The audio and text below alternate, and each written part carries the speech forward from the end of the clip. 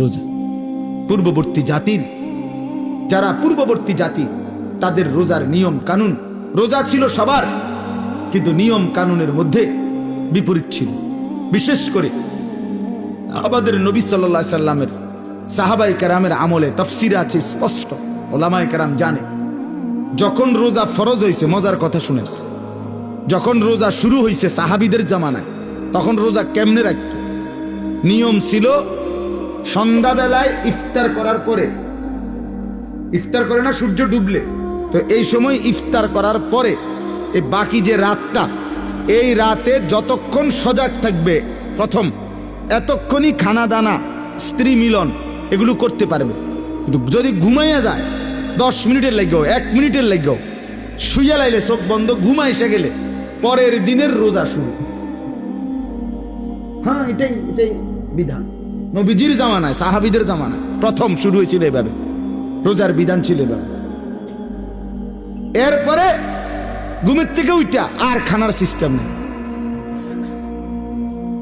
এক সাহাবী হযরত কাইস ইবনে সারমা আনসারী সাহাবী, উনি এরকম সারাদিন রোজা রাখছে, রাইখা সন্ধ্যাবেলা ইফতারের টাইমে ঘরে আসছে।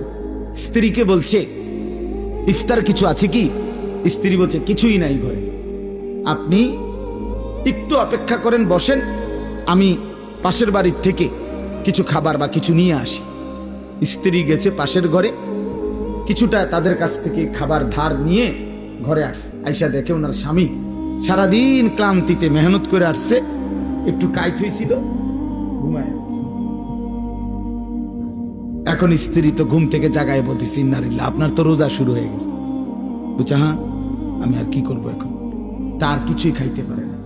তো আজকের সারাদিন উপাস, সারা রাত উপাস, পরের দিন দুপুরবেলা এই সাহাবী বেহুশ হয়ে গেছে, আর উঠতে পারতেছে না।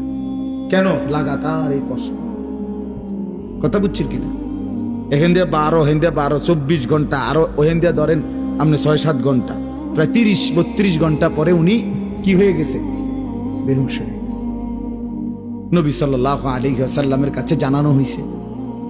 আরেক সাহাবী রাত্রিবেলা ঘুম থেকে উঠে বেখেয়ালে ওনার স্ত্রীর সাথে মিলিত হয়েছে, তো ওনারও বড় ক্ষতি হইল, কারণ রোজা তো শুরু হয়ে গেছে। এই দুইজনের দুই বিষয়ের কারণে আল্লাহ তাআলা বলছেন, বন্ধু ঠিক আছে, চলেন আরো কমান,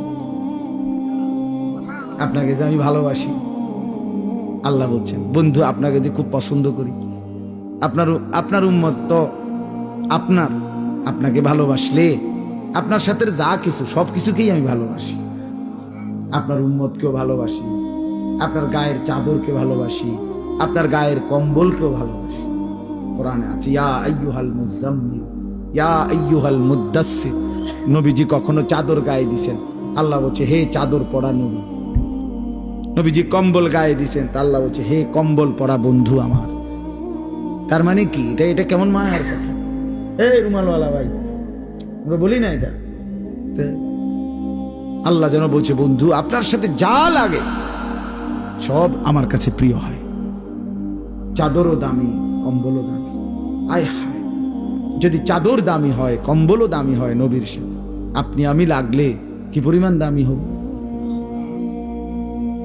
তাহলে কেন দাড়ি কাটেন?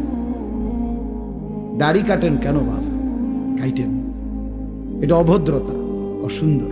পৃথিবীর কোন গবেষক, দার্শনিক, পণ্ডিত, বুদ্ধিজীবী, কাফের, মুশরিক, বেঈমান, ইহুদি, খ্রিস্টান, নাস্তিক, মুরতাদ, হিন্দু, বৌদ্ধ, পৃথিবীর কেউ, কোন গবেষক, আমি চ্যালেঞ্জ করলাম, কোন বুদ্ধিজীবী, কাফেরও আজ পর্যন্ত গবেষণা করে প্রমাণ করতে পারে নাই যে দাড়িওয়ালা চেহারার চাইতে শেবওয়ালা দাড়িবিহীন চেহারা সুন্দর, হ্যান্ডসাম।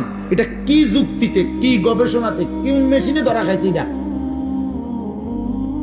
কথা বোঝেন নাই আমনে কদ্দুর জানলে আমার কদ্দুর দেখাইয়েন, এরপরে প্রমাণ যদি করতে পারেন তো জেনে আমার বিচার করণ দরকার, আমি হেনে যাবো বিচারে লেগে। দাড়িবিহীন চেহারার চাইতে দাড়িওয়ালা চেহারা লক্ষ কোটি গুণ বেশি সুন্দর, তুলনাই হয় না বেটা। এ তো কাপুরুষের চেহারা বেটা, যে নিজের দেহকে বিকৃত করে, নিজের শরীর চেহারাকে যে বিকৃত করে দেয়, তার হিম্মত কোথায়, সাহস কোথায়? তার পৌরুষ কোথায়, বীরত্ব কোথায়? নিজের চেহারাকে যে বিকৃত, নিজের চেহারা নিয়ে যে নিজে লজ্জিত, তো তার ইজ্জত দিব কে? তারই সম্মান দিবে কে? আল্লাহ আমাদেরকে মাফ করে দেন। তো আল্লাহ তাআলা বললেন, তো এই দুই সাহাবী, দুইটা ঘটনা ঘটলো। আল্লাহ তাআলা বললেন, বন্ধু চলেন সহজ করে দিই, আরো সহজ করে। কুলু ওয়াশরাবু, এই যে দেখেন, উহিল্লা লাকুম লাইলাতাস সিয়ামির রাফাসু ইলা নিসাইকুম।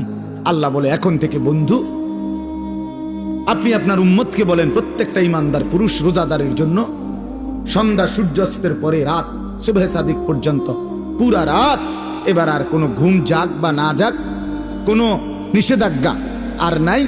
সে তার স্ত্রীর সাথে মিলিত হওয়া, স্ত্রীর সাথে থাকা তার জন্য পুরাপুরি বৈধ করা হলো। হুন্না লিবাসুন লাকুম ওয়া আনতুম লিবাসুল লাহুন্না। স্ত্রী তো স্বামীর পোশাক, স্বামী তো স্ত্রীর পোশাক। একজন আরেকজনের সাথে মিলে মিশে থাকবে, এটাই তো ইনসাফ, এটাই তো আল্লাহর চাওয়া। স্বামী যদি স্ত্রীর কাছে আপনার আকর্ষণীয় না হয়, স্ত্রী যদি স্বামীর কাছে আকর্ষণীয় না হয়, বেডিও যদি বাইরের বেড হইতে লেগে আগ্রহী, এবারও যদি বাইরের বেড হইতে লেগে আগ্রহী, তো এই দুই অপদার্থ কি এর স্বামী স্ত্রী? ডিফেলাস ঠিক না? কি রে বেটা, তুই বেটা তোমার বউ আছে ঘরে, তুমি রং মানুষের বেডি বেউ খুব কোথাকার, তোমার তো রোদে টাঙ্গাই তুমি দরকার। যে মহিলা তার স্বামী আছে, সে পর পুরুষের প্রতি আসক্ত।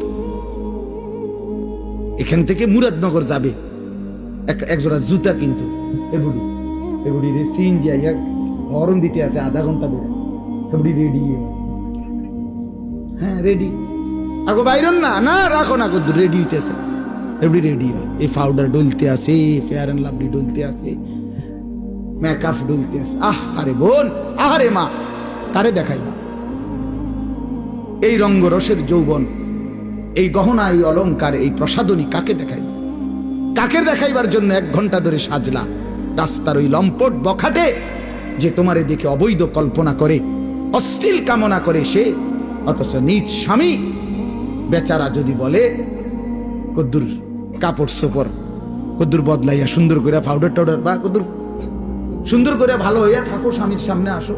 হ্যাঁ বেড়া কথা কই দে, বেড়া বাত রাইনতে রাইনতে জান শেষ, কথা কইতে তো সুন্দর লাগে। এডিসের বেড়ার গায়ে জামাইয়ের 14 গোষ্ঠী উড়াই দিচ্ছে, জামাইয়ের কপালে ভালো কাপড়, ভালো প্রসাদনী, কিছুই জোটে না, জোটে রাস্তার বখাটের কপালে। আস্তাগফিরুল্লাহ, আস্তাগফিরুল্লাহ, আস্তাগফিরুল্লাহ। আল্লাহ আমাদেরকে মাফ করে দেন। আল্লাহ বলেন এই জন্য কি চমৎকার কথা, হুন্না লিবাসুল লাকুম ওয়া আনতুম লিবাসুল লাহুন। আল্লাহ বলে স্ত্রীরা এ তো স্বামীর পোশাক, স্বামী এ তো স্ত্রীর পোশাক, মিলেমিশে একাকার। সুবহানাল্লাহ। এরপরে আল্লাহ বলেন, আলিমাল্লাহু আন্নাকুম কুনতুম তাখতানুনা আনফুসাকুম ফাতাবা আলাইকুম ওয়া আফা আনকুম। আমি জানি তোমাদের কেউ রাত গভীরে স্ত্রীর সাথে মেলামেশা করে ফেলেছো, ভুল হয়ে গেছে, ঠিক আছে, আমি তওবা করো, আমি মাফ করে দিলাম। ফালআনা বাশিরুহুন্না ওয়াবতাগু মা কাতাবাল্লাহু লাকুম। এখন আমি তোমাদের জন্য অনুমতি দিয়ে দিলাম, এখন হালাল করে দিলাম, বৈধ করে দিলাম, তোমরা আমার সিদ্ধান্ত হুকুম তালাশ করো, অর্থাৎ এখন তোমাদের জন্য অনুমতি দেওয়া হলো। এরপরে আল্লাহ বলেন, ওই আরেক সাহাবীর ঘটনা রয়েছে না, ওটা যে কি হয়ে গেছে, তো আল্লাহ বলছে ওয়াকুলু ওয়াশরাবু, এবং সাথে সাথে খাও, পান করো, হাত্তা ইয়াতাবায়্যানা লাকুমুল খাইতুল আবিয়াদু মিনাল খাইতিল আসওয়াদি মিনাল ফাজর, একেবারে সাদা সুতা কালো সুতা থেকে আলাদা করা পর্যন্ত খাও, পান করো। তার মানে রাত্রির কালো রেখা থেকে যখন সুবহে সাদিকের সাদা নতুন রেখা আসে, দাগ আসে, রেখা, সাদা রেখা, ওই পর্যন্ত খাইতে থাকো।